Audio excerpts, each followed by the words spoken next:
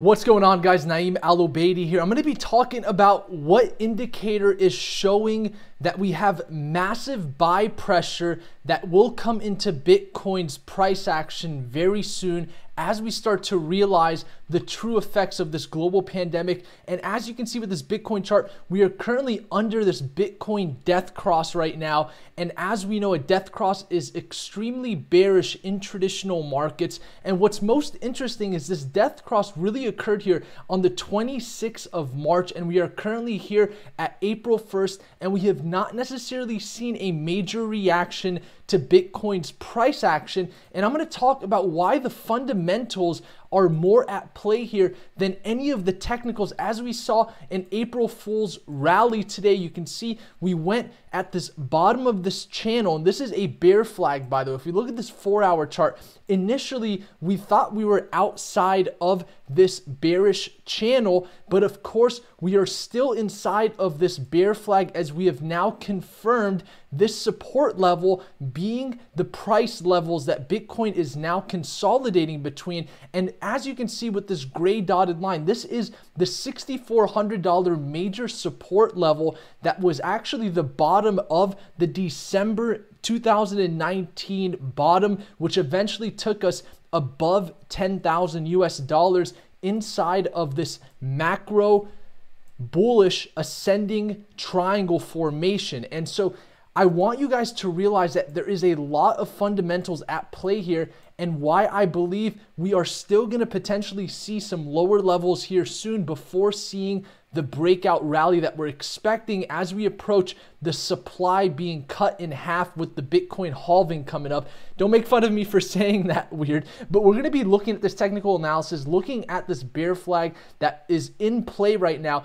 and how we are still in the bottom portion of this bear flag. And if we stay in this bottom portion, which the resistance is right around that $7,000 level, then we are still in a neutral bearish position for the short term looking at Bitcoin. But of course, as we've talked about over the last few weeks, in the long term, we are extremely bullish with Bitcoin, especially as the supply is going to be getting cut in half soon. But understand there's a lot of fundamentals at play. So we're going to be looking at the hash rate, as you can see, still seeing some very low levels alongside with confirmed transactions per day at these lower levels. This right here is probably the most bearish fundamental aspect of Bitcoin right now. It's the fact that it's not necessarily being used as we see this global pandemic cause mass hysteria and fear within these markets. And then of course we've got the crypto fear and greed index here with extreme fear still here even after a few weeks of being at this level. And then once again, this indicator that I'm going to be talking about is pretty much shown here in this chart, where we've got record numbers of USDT on exchanges, which pretty much means that everyone, or quote unquote, the whales are still in the US dollar, and they have yet to deploy the majority of their liquidity and capital into Bitcoin. And we're going to look at this chart and then look at some analysis and compare what typically happens when we're at these high levels of USDT on exchanges, which pretty much means that the whales are still sidelined right now. And that's why I believe we're still going to be seeing lower levels for Bitcoin. But of course, there's a lot of technicals at play here. And then looking at the total assets of major central banks, you can see the Fed's continuing to inject liquidity into the market. That money printer that we've been talking about is still at play, and I don't expect this to stop. But what's really interesting on this chart is you can see the Bank of China is starting to go ahead and inject liquidity in their markets as well. And we talked about that happening, as typically the major banks are going to follow what the Federal Bank of the United States is doing, as they have done in the past. And of course, this over the long term is going to cause hyperinflation for the US dollar. And then that's when Bitcoin is really going to come into play as a deflationary asset, as it's built to become. And so once again, I want to go into this technical analysis and go into some depth first and foremost with you guys, because of course we did see this April Fool's rally, but we have to realize that everything above this level right now is showing bearish pressure. And the reason I think that's happening is because of the fact that the people that did get into Bitcoin around December of 2019 and caught the bottom are very fearful of their positions with Bitcoin, knowing the fact that traditional equity markets are seeing historic levels of downside. And of course, we have to realize that we've got this major amount of volume here, and that right here is going to cause fear in investors in times like this. And so realize that there's a lot of fundamentals at play here. So first and foremost, I want you guys to understand what the bearish case is here for the short term, because I think that this bearish case will play part here very soon over the next few days, potentially the next week or so. And that's the fact that anytime we get above the $6,400 level, we start to see sell pressure. We start to consolidate in this zone as we did here in March of 2020 here. Over the whole week of the last week of March, we saw consolidation within the top level of this bear flag. And then of course we finally saw the bears come in and bring pressure to the downside. But what really worries me about the short-term price action for Bitcoin is the fact that we're not necessarily seeing major amounts of volume. Today, we started to see some positive volume come in, some bullish pressure, but of course that was short-lived, and you can see we're back to very low volume. And so understand that when we look at this 4-hour chart, we're still seeing very low amounts of volume. And when we look at what happened in the past for Bitcoin when it bottomed out, you can see initially we typically see a lot of volume come in whenever a bottom is created. You can see this bottom that was created here in November of 2018 from that $20,000 Bitcoin. We saw a lot of volume the same way we see a lot of volume here, but realize the fact that eventually that volume starts to deter and we start to see low amounts of volume where investors are necessarily pretty much sidelined until they have more fundamental confidence in the market. And then we start to see the liquidity come in and flow,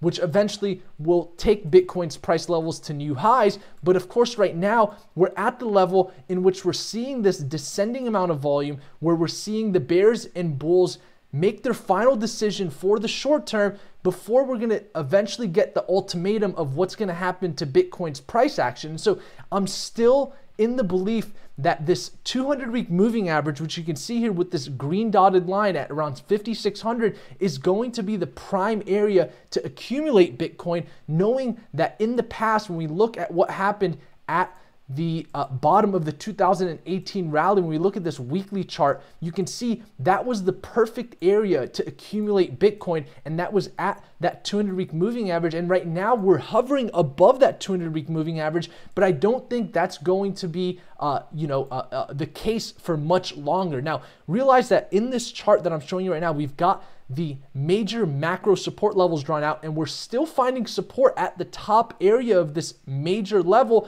but I don't believe this will last long just due to the volume, because remember, anything with small volume is typically not a confident indicator of price action and price direction. We want to see major volume come in before determining that we're going to see a continuation of the trend. And right now, of course, it's looking like Bitcoin wants to see higher levels, but with low volume, that's a very weak indicator in my opinion. And so I think the major realization that we're getting from this price action is the fact that Bitcoin likes to consolidate between that $6,000 and that $7,000 level. But if we see any sort of downside in equity markets, then I believe it's going to cause Bitcoin's price action to also follow the direction of equity markets. And right now, over the last few days, we've seen positive gains for the equity markets. We haven't seen much red days. It's been a while since we've seen over 1,000-point drop in the Dow. But of course, that will most likely change here very soon as lockdowns get more stricter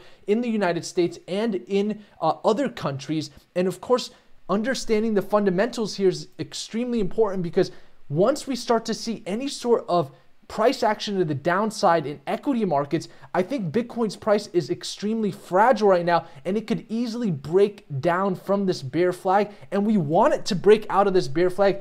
As a matter of fact, I would rather see Bitcoin not go to these higher levels in this bear flag before seeing this break, because of course that's going to cause even a longer duration of time before we get the ultimatum of where Bitcoin wants to go. Because if we start to break above that $7,000 level, we still are in this bear flag. And so we don't want to see that price action upside. I'd rather see the price action to the downside, and for us to break this bearish pattern before assuming that we can start to establish long-term entries for Bitcoin for the bullish rally that we're expecting as we approach the supply being cut in half. And so realize that 200-week moving average at 5,600, it's still my prime entry for Bitcoin. But even with that, depending on how equity markets start to see price action, that could even break, and we could possibly go back down to the support level of this ascending triangle and retest that $4,600 area.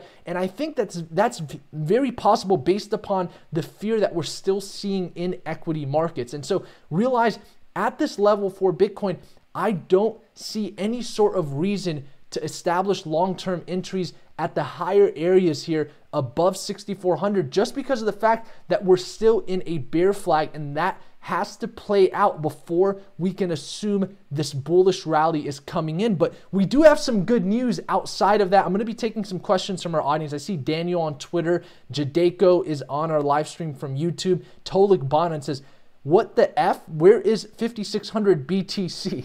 What do you mean by that? I'd love to hear your guys' thoughts and questions as we continue this video. But realize with total hash rate at these lower levels, we're still seeing Bitcoin miners a bit fearful from entering back into the mining market. And that, in my opinion, is not a surprise, just knowing the levels of uncertainty with equity markets. And now the feds are talking about potentially injecting liquidity into the stock market, which of course is going to be complete artificial manipulation of these major equities, and we've never seen that happen in the past. And I think that could be extremely detrimental to equity markets over the long term, but very positive for Bitcoin. So knowing that we've got these lower levels for transactions per day and hash rate, I'm completely fine with that for now until we start to see more confidence in the market. And one chart I would be watching, I have a lot of people asking me, hey Naeem, where do you think is a good short for the Dow? Where do you think is a good entry for the Dow? Where do you think is a good entry for Bitcoin?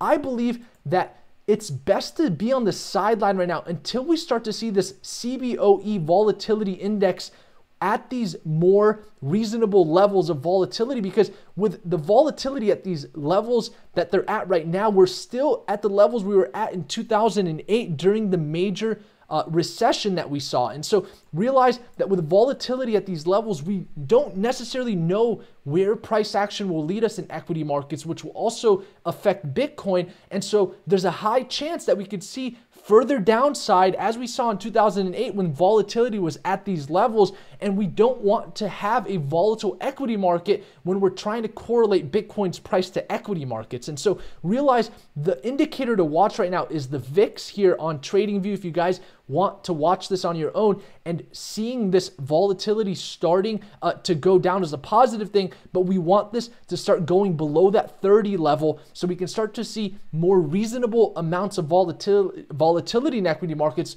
which is going to show more investor confidence when it comes to injecting liquidity back into equities, commodities, precious metals, and of course, Bitcoin. So realize that if this volatility stays high, then that could be very detrimental for the long term when it comes to these markets, because that assumes that we're still going to see very big swings to the downside and upside. And so realize this is a very important chart to watch here. And then when we go and look at the crypto and fear greed index, we're still at this extreme fear level. And so until we can start to see this go back up, it's still going to be an extremely volatile time for Bitcoin. So I think that $6,000 to $7,000 level is going to be a place where we will consolidate over time. But of course, there's eventually going to be an ultimatum in which we're going to see either lower prices or higher prices. And in my assumption, in the short term, we are neutral bearish. And so there's that high possibility for these lower entry levels. And so I think one of the biggest confirmations of my assumption is knowing the fact that we're still seeing these record numbers of USDT on exchanges, which pretty much means that the real liquidity from the whales have yet to come into the market. And when we look at what happened here in July of 2019, where we reached this peak of USDT on exchanges, you can see with Bitcoin's price action in July of 2019, that was the exact area where we found a top. You can see in July of 2019 is where we topped out, and then we downtrended for almost 6 months following the fact that we saw record numbers of USDT on the sideline on exchanges. And then once we start to see that level go to the lower areas where we, you can see here, bottomed out pretty much here in October of 2019.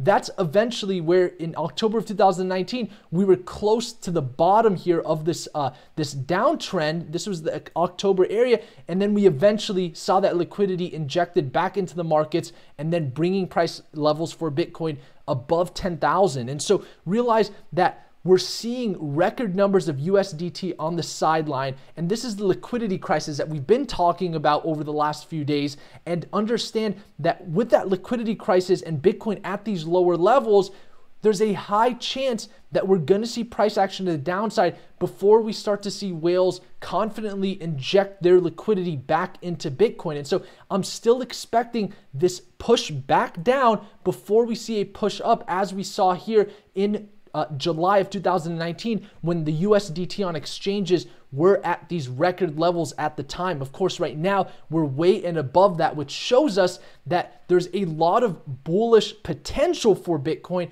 but it's just not the right time to enter, in my opinion, when it comes to your large capital allocations, because of the fact that we want to follow the major wallets and the whales. And right now you can see here, we've got record numbers of USDT here on the sideline, over $1 billion on the sidelines. And so when that liquidity starts to flow back into Bitcoin is when I believe it'd be more safe for us to assume the capital allocations of whales are going back into Bitcoin, and that we can start entering in safer positions and follow where the major wallets are coming. And so the same way we saw this price action to the downside before a push to the upside, I think we're going to see that similar trend here before we go closer to the apex of this ascending triangle, where of course we're going to have that ultimatum and see, will Bitcoin prove itself as a storage of value and hedge against the traditional markets, especially as the feds are continuously printing money on a daily basis. And so Boss Life Channel says, here is at a location, here means using your ears to pick up sound. Interesting. Let's see. Tolik says, hi, I'm waiting for 200 weekly moving average for entry. I think that's a great place to look for an entry when it comes to Bitcoin, just because of the fact that in the past it's acted as the bottom for the 2018 rally, and we've not necessarily seen Bitcoin go below that 200-week moving average many times. And of course, this big push down took us below this ascending triangle and it broke that support, but we were quickly bought back up by the bulls.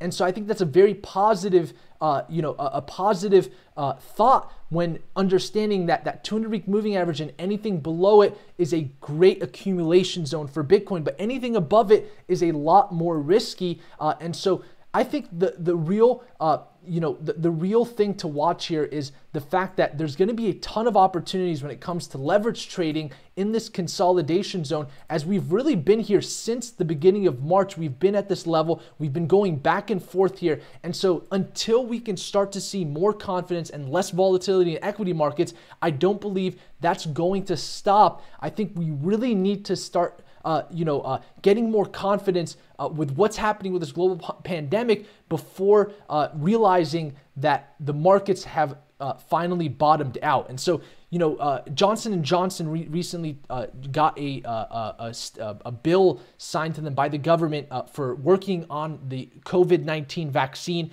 So that's a very positive thing there. But of course, that has yet to come. And even as that starts clinical trials, it's going to take some time for us to see that come into the marketplace, as vaccines usually take a year before they are out to the public. And, unfortunately, it might be the case that we have to wait until a vaccine is confirmed for us to start to realize the bottom of these markets, because we've already seen a brutal couple of weeks when it comes to equity markets and even Bitcoin. And so understanding that the fundamentals are more powerful right now than the technicals is important, because of the fact that a lot of people are looking at technicals and saying to themselves, okay, well, we've potentially got an inverse head and shoulder forming here. That's a breakout pattern, but I don't believe it's the time to look at technicals more than it's important to look at fundamentals. And the real fundamental factor that's affecting price action in all markets right now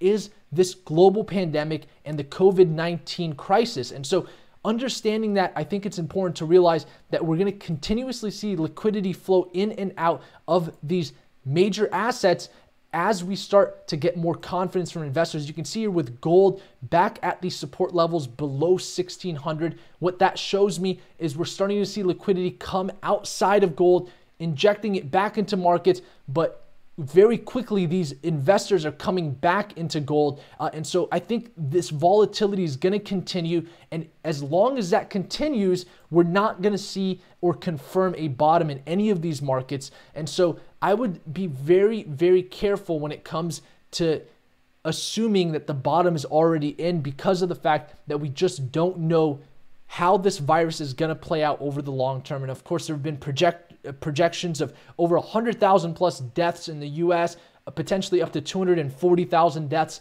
And so until we start to see that play out, I think things are going to be extremely volatile here. So watching that VIX is very important here. When we look at US oil, you can see starting to see new lows, and we're at levels that we were at back in 2002. We're even below where we were at in 2008. And so knowing that US oil is seeing such a hard hit from this virus, we have to be precautious in each and every one of these markets. And so things are becoming very, very risky into the next few weeks, but realize that that's a big opportunity when it comes to leverage trading, and that's also a big opportunity for the long term as we start to see how this is really going to play out for our economy. So I didn't really want to go into too much of the headlines today. I wanted to focus more in on the fact that the fundamentals here are more in control than the technicals, and I think it's important to realize that. And then I'm going to pull out this chart here that I've had here over the last few weeks, and these are showing the major macro and micro levels for Bitcoin, because I think this is important to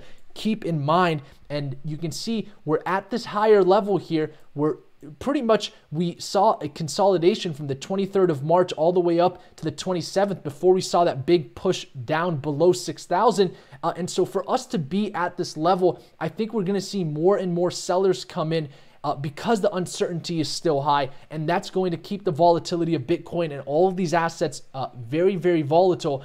And so realize that things are still very premature, and of course we initially broke out of this original bear flag, but we're now back into a bear flag here that is forming across this support level where we saw that April Fool's rally start here at around 6,100. And so we know the bulls are in the market, but as you can see with the volume, it's obviously not significant enough right now to call a bottom or to say that this bullish trend is just going to continue. And so until we can start to see major volume, what I'd really like to see is some buy volume that compares to these big sell pushes. And so we've yet to see buy volume match this type of sell pressure. And so until we start to see major buy volume come in, we just can't assume that price action is going to continue to the upside, as we saw in 2018, where we did see an initial amount of high volume, but then it eventually leveled out at the lower levels, allowing Bitcoin to consolidate at the bottom before we start to see investor confidence bring price action back up to the upside. And so we want to see that bottom form, and I don't think that's just going to happen at these higher levels. I think we're going to see the lower levels come back into play, and that's when people are going to have the chance to reaccumulate Bitcoin. And I think that's when we're going to start to see that $1 billion on the sideline start to come back into Bitcoin. So this chart is extremely important. If you guys want to keep track of this chart, just type in stablecoin supply ratio on Google, and you'll be able to have this chart to watch. But until this starts to go down, I don't believe we're going to be able to assume a bottom is in just yet. And so Frankie says Trump might buy all the oil and pass out wallets to leverage the coins. Yeah, they actually took that off the bill. They did initially have on the stimulus bill that they potentially could issue wallets to every American to give them their stimulus checks, but that got taken off the bill. I think a big part of that was the fact that they realized if they gave every single American access to a digital wallet, that could really jeopardize the US dollar when Bitcoin is also on a digital wallet, and it could really sharpen that learning curve for people. And so I think that the government is aware of Bitcoin, and they're being very precautious with making it the focus for people. And so I think that's why they're sticking to their traditional routes of just mailing checks out. And so I think that's important. Thank you for mentioning that, Frankie. Norm says, if BTC drops, how low can it go? What are the support levels? Great question. I believe that the support levels that we need to watch is the major support level from this macro ascending triangle here. And so that is pretty much at this level here, right around that $4,600 area. I don't believe we'll go back below 4,000, because when we saw the push down below 4,000, let me remove some of this so that you guys can see this a little bit clearer.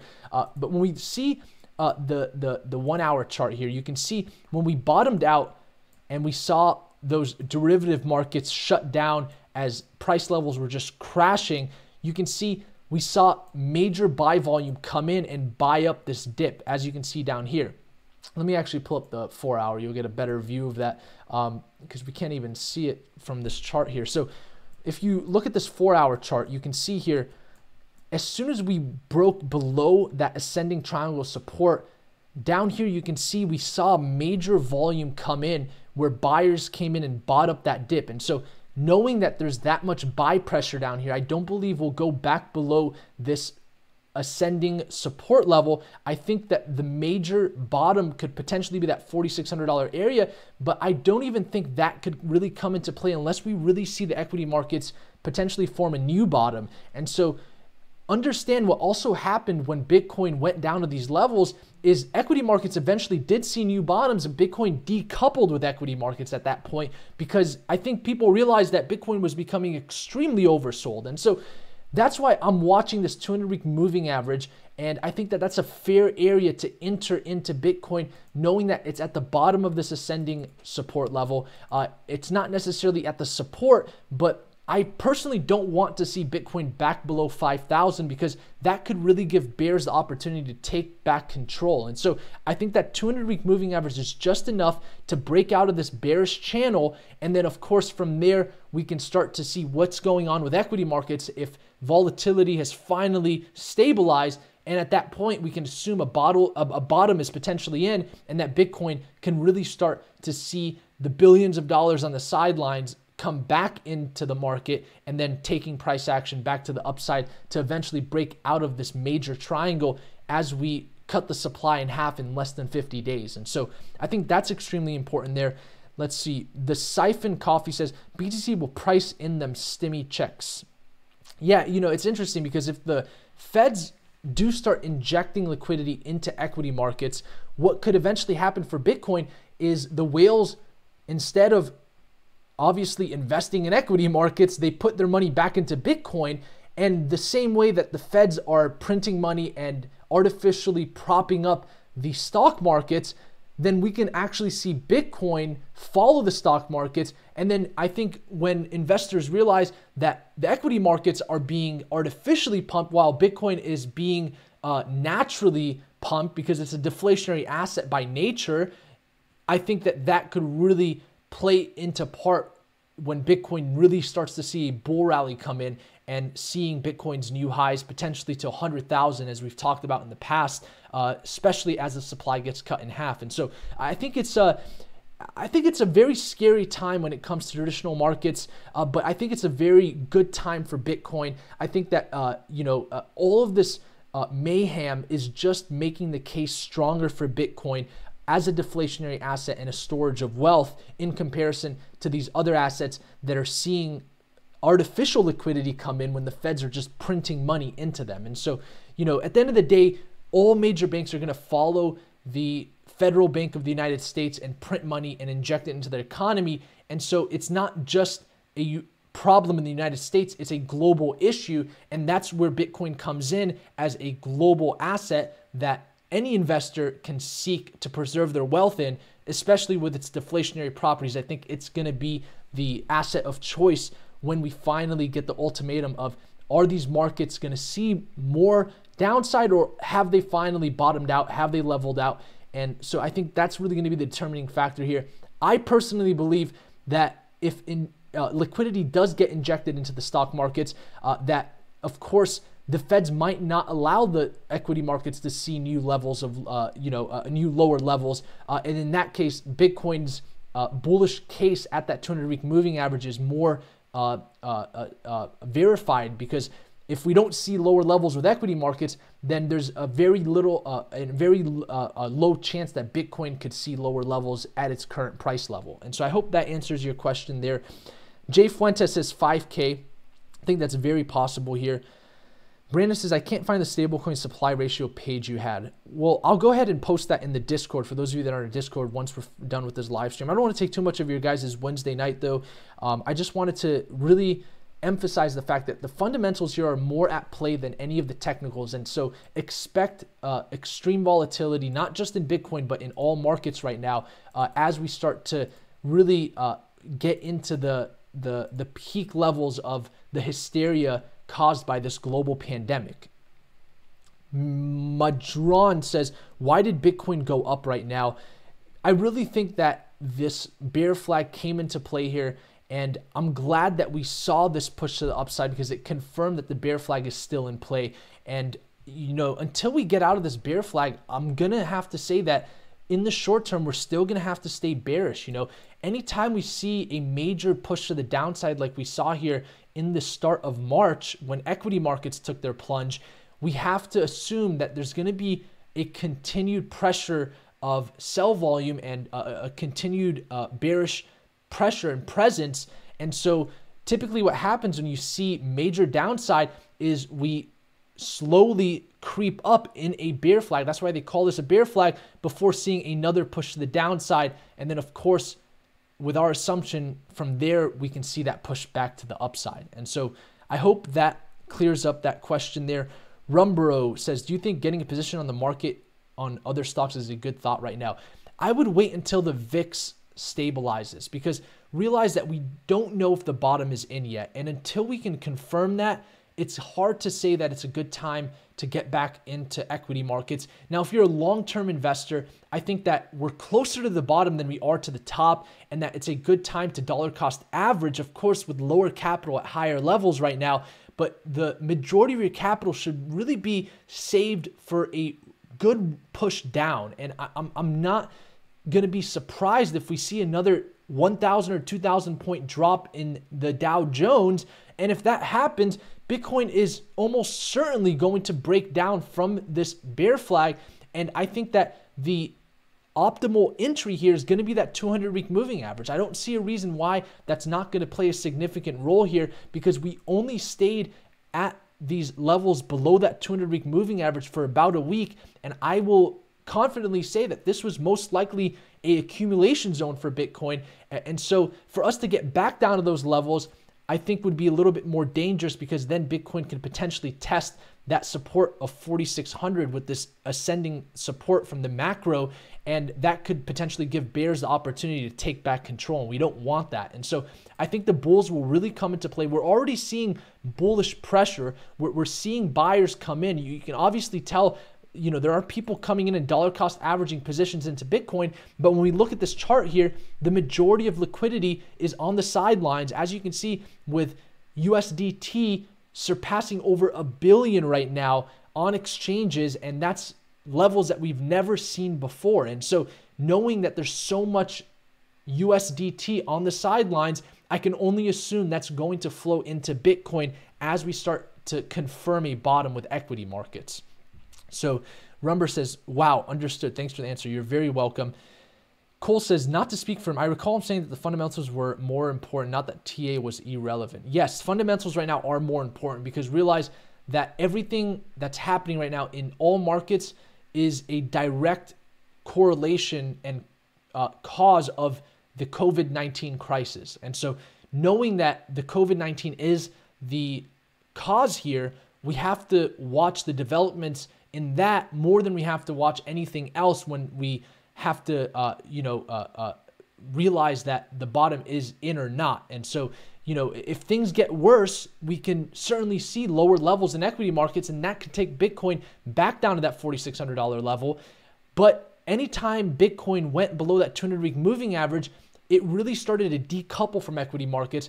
And even when equity markets saw further lows, Bitcoin did not see further lows. And so that's why I have confidence in this area below the 200-week moving average, but specifically that 200-week moving average as that potential entry. I think that there could possibly be a wick below that 200-week moving average, below 5,600, but I don't think we'll see major sell pressure at that level. I think we'll see a lot more buyer pressure, as we've confirmed with the volume. As soon as we went below that ascending triangle, we saw massive buyers come in, and so that confirms that fact. Mr. Mystery says, Naeem, I know you're not a fan of the bailout, but what would you have done to keep millions of people from becoming homeless? I'm not going to say I'm not a fan of the bailout. Realize that the bailout is fine. The Fed's printing money.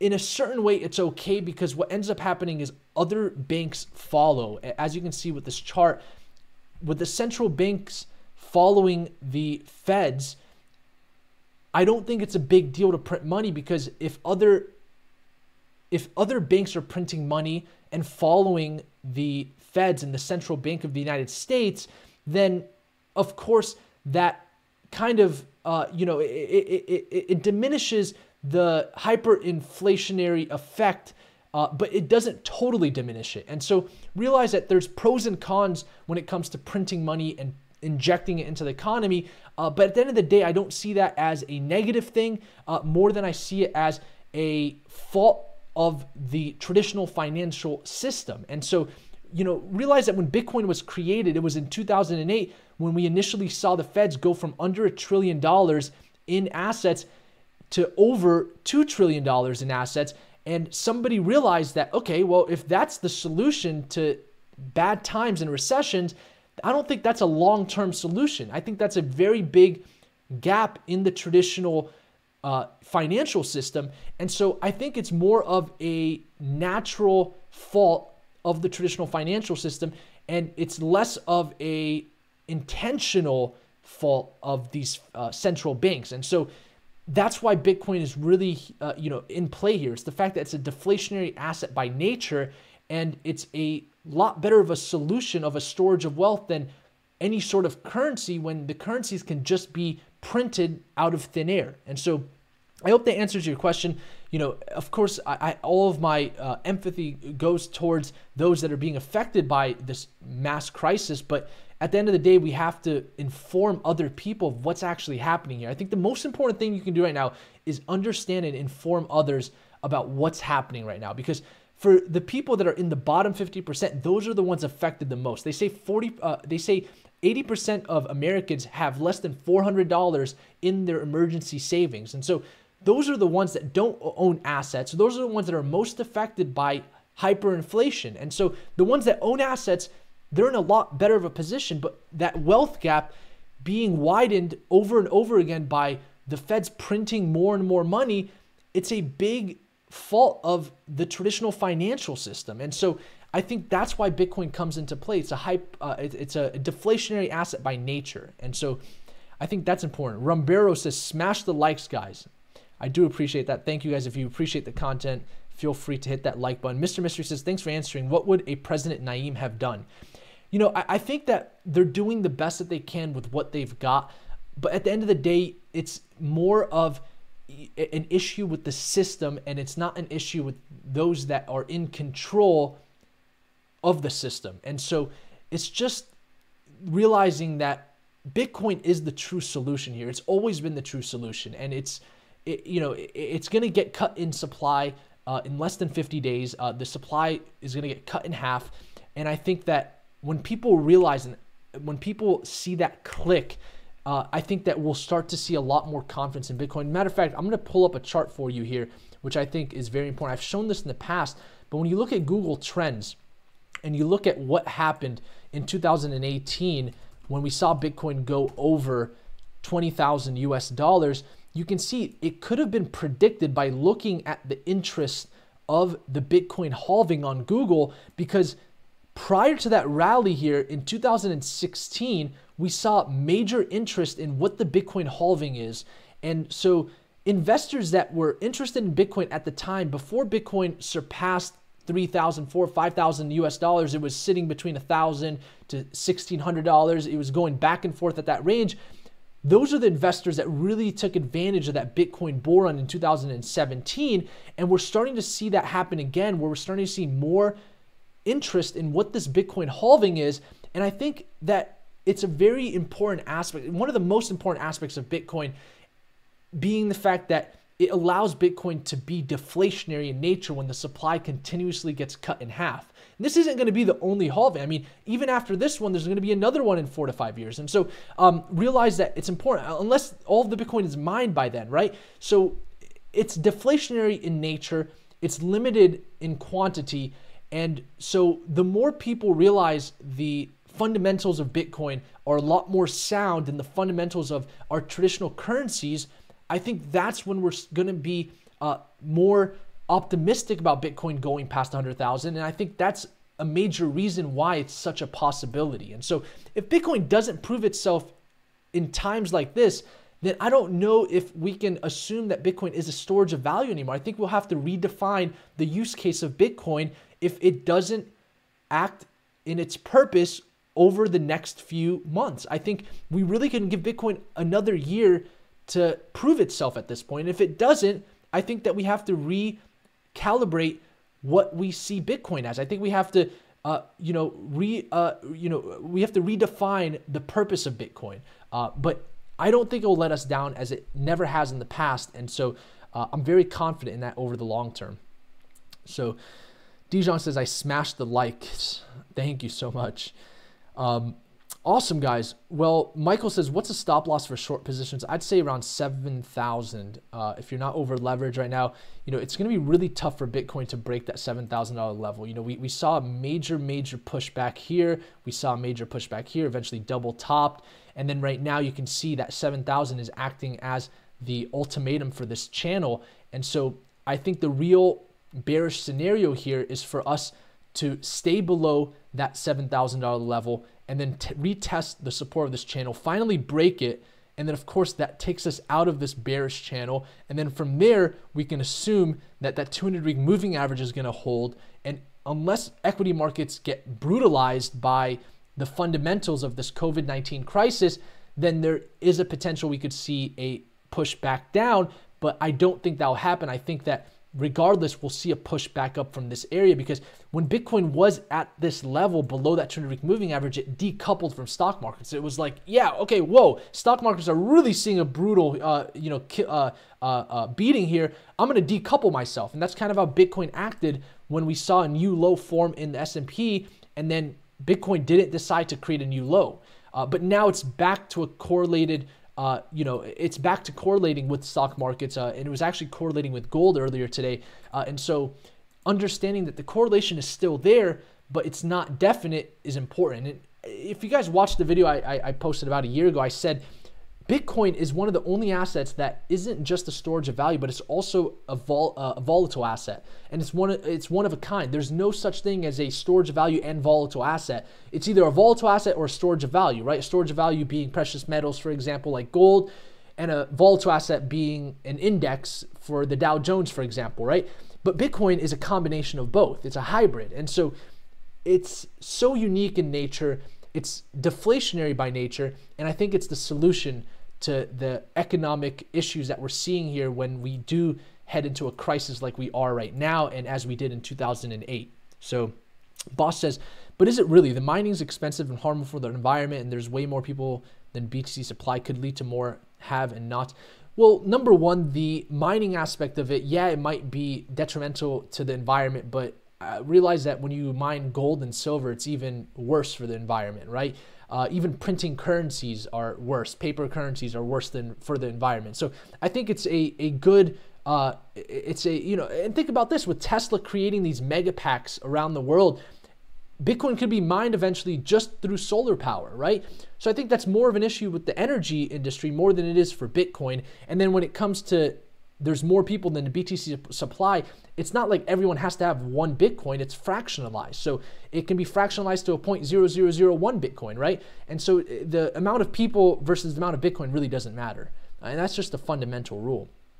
So anyways, I hope you guys enjoyed this video. I don't want to go too long. We're over 40 minutes already. I just wanted to make sure you guys realized on this video that the fundamentals here are more at play than the technicals, but the technicals are even showing this bear flag is still in play and that there is that big potential for that push down. The equity markets are still extremely volatile when we look at the VIX, the CBOE volatility index, and realizing that there's over $1 billion on the sidelines for exchanges. What's the reason to enter a long-term position at this level versus a lower level where I think the real bulls are going to come in? And so hope you guys enjoyed this video. Thank you so much. I think that covers everything that I wanted to talk about. I will post that chart in the Discord for those of you that want to see that supply chart and track that. And if anything, we'll track that over the next few videos. I'll see you guys on Friday. I'm excited to see how things mature from here, but realize that as long as we're under that $7,000 level, and we're above that $6,400 level, things are going to be very volatile. If we break below 6,400, that gives the bears more pressure. And then of course, from there, we have to see that support level break. We've already tested it twice. And so once that breaks, that bear flag is out of play. And then we can eventually see where we're going to bottom out here, whether it's that 200-week moving average or that $4,600 area. I just don't think we'll see any lower levels based on the volume that we saw down here when bulls really came in and bought this up when it went below that ascending support level. So thank you guys so much for watching. Boss Life says crypto market cap website. It's funny, Coin Market Cap might be acquired by Binance soon. I saw that headline. That's going to be interesting, right? An exchange owning the #1 reference guide for investors in the crypto market. That's going to be interesting, huh? So thank you guys so much for watching, and I will see you guys on Friday. So we'll link up in the Discord for those of you guys in there, and appreciate you guys tuning in today. Thank you so much.